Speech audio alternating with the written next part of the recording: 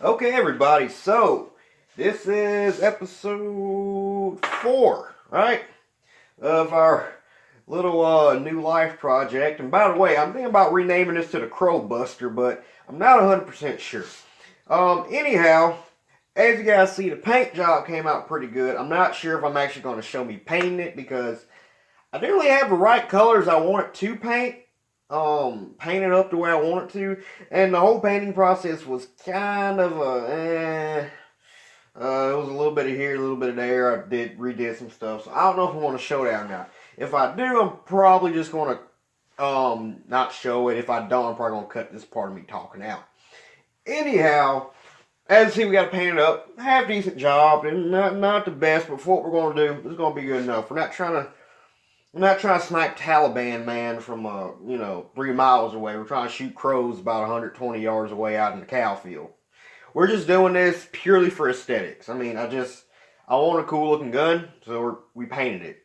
I get a lot of It ends up a lot of people watching my channel aren't really gun people or really outdoor people in general. They just find my channel and they want to know like why I do certain things. Like why does it help? Most people paint their guns just purely for aesthetics, and that's kind of a hard thing for people to understand. Even our gun owners, it doesn't make sense to people. The easiest way for me to explain it to people is painting these guns for us is like it's kind of like accessorizing. Like this is ours, you know what I mean. When I pick my gun up, I just want it to be mine. And a lot of people don't understand that. Like, I see a lot of females. They get like their little customized, like their little, I don't know, what's a subcompact little 9 millimeter. I'm not good with pistols, but they get their little self defense pistols. They get them hot pink and everything. I hear people all the time say, I don't understand why people do that. And really, it just boils down to it's our weapon, and we just like doing it. It's the same as like people who paint their cars or people who they get the fancy Jordans that are like $400 and they have somebody like put like all these cool graphics on them. It's the exact same thing, dude. It's just a gun. So to be honest, I probably shouldn't have did this because I'm probably gonna lose it now easier, but I think it looks cool. We took some ferns and a little bit of grass, like 2 different shades of tan and some black, and we did this. So, with that being said, what we're going to do now is we're going to do a cleaning. Now, again, I probably have less than 500 rounds through this gun, and one of the guys on Trapper Man made the comment that I must have been buying my own ammo when I had this gun. And to be honest with you, when I got this gun, this wasn't my only one. This was the first one that was mine, like my only one. But I had like 3 or 4 other ones, that were basically mine, but they were actually my dad's or my granddad's. And I just preferred to shoot those more. I had a Target Master 510 little Remington. Loved that one, big long barrel on it. We had a propane tank at 100 yards, old beat out one. I would just sit out there all day and shoot.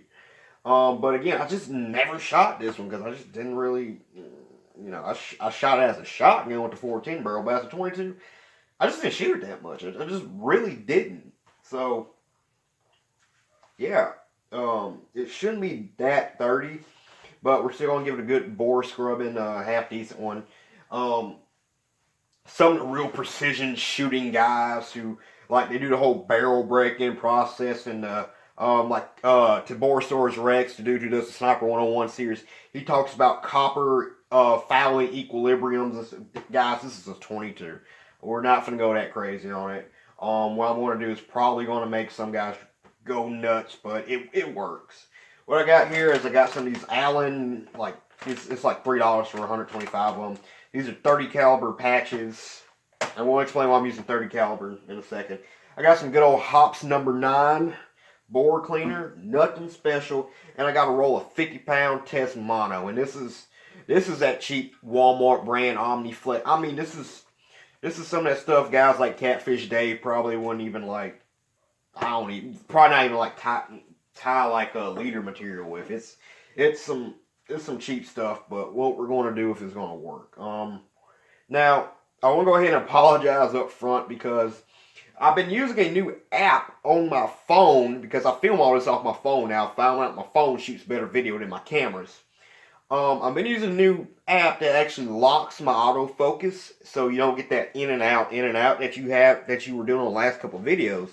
It worked good for the paint video, but it's not working right now, and I kind of need to get this video done. So with the autofocus in and out, I apologize because it's coming back.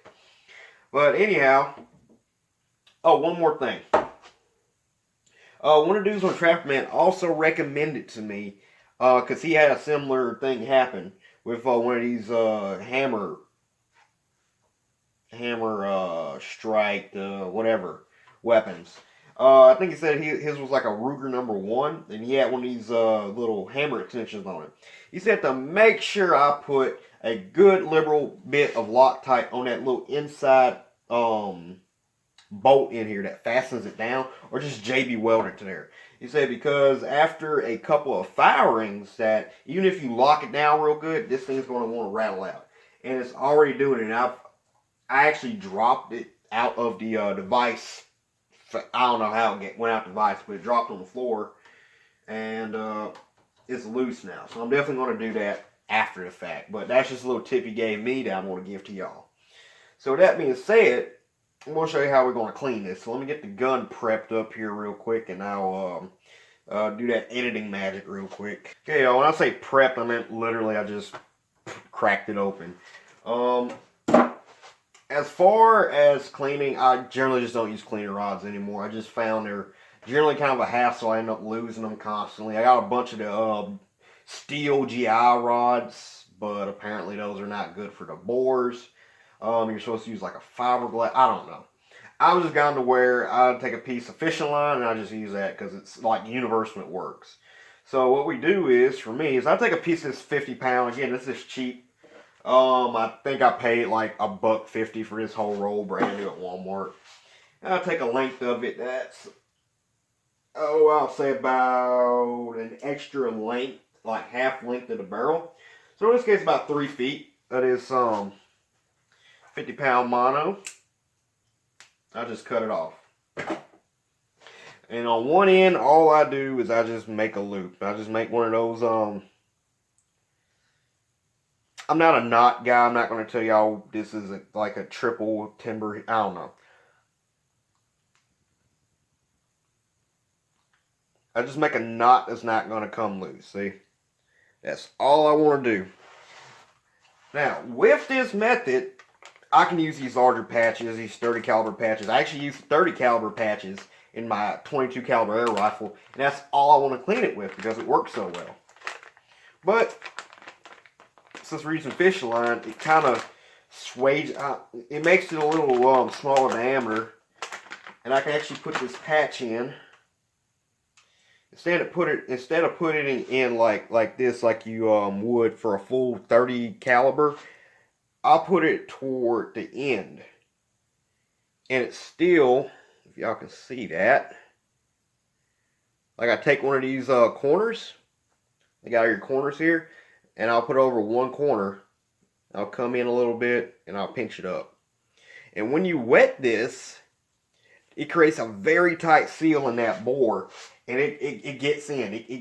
It rides that rifling so much better than a 22 caliber patch. So that's what I like to do. And all I do for my patches is I usually do one or two wet patches of this hops. And I like to put the end of the patch that's going to be balled up in my string. I like to put that. Actually, I usually dip the whole thing in this hops, but I'm trying not to get too much of this hops on me here. Like you see, like that on that little corner. And I'll fasten it in just like that. And you see, all that's going to be making good contact with that bore. I'm actually going to bring that in some more.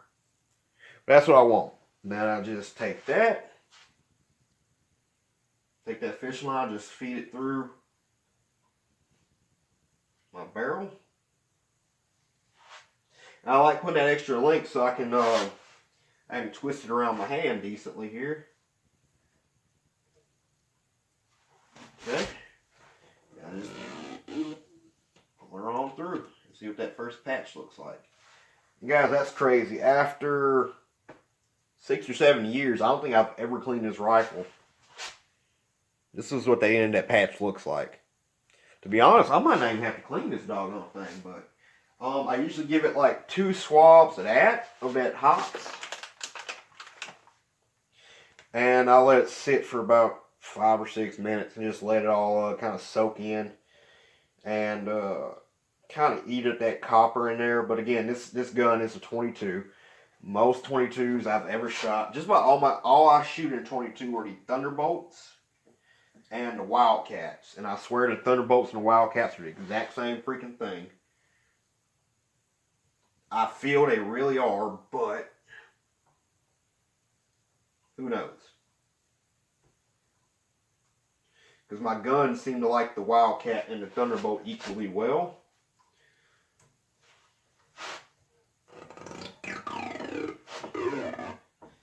So I don't really have to deal with the copper fouling. I just deal with lead. And here's the second patch.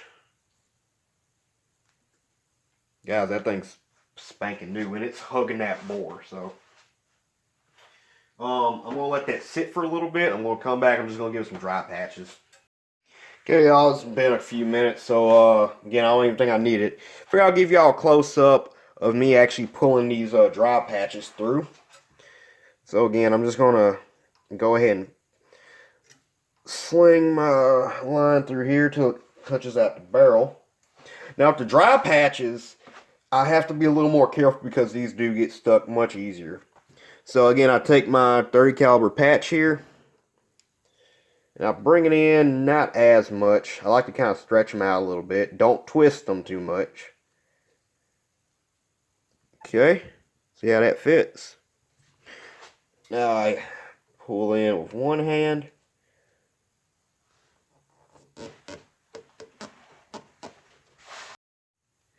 Okay, and then out it comes in here. Yeah, and as you see, that hops has been sitting there for a little bit. So any of that copper fouling or whatever we had in there should be gone. But as you see, we got a little bit of dirt, but that's about it. So I'm finna give this a couple more swabs and we're gonna call it a good.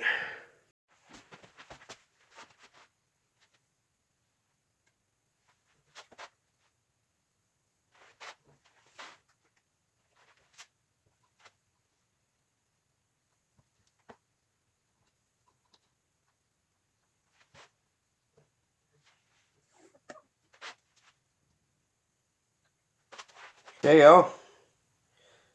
That's a clean patch, if you ask me. That's about as good as we're gonna get. I'm starting to think I've had less than 100 rounds through this gun. Got 100% with you. So yeah, there we go. So there you go, guys. As I said, look, freaking clean bore. It's been painted. We got the scope. We got the stock. We got the bipod. I mean, we got the hammer extension. Guys, this little girl ready to shoot. And hopefully, I can wake up a little early tomorrow since I didn't have to work tonight, so I probably wake up tomorrow. And hopefully we can go up to the front yard and do some shooting and just see where it works, how it works. And I have 2 types of ammo to test. Actually, let me get some.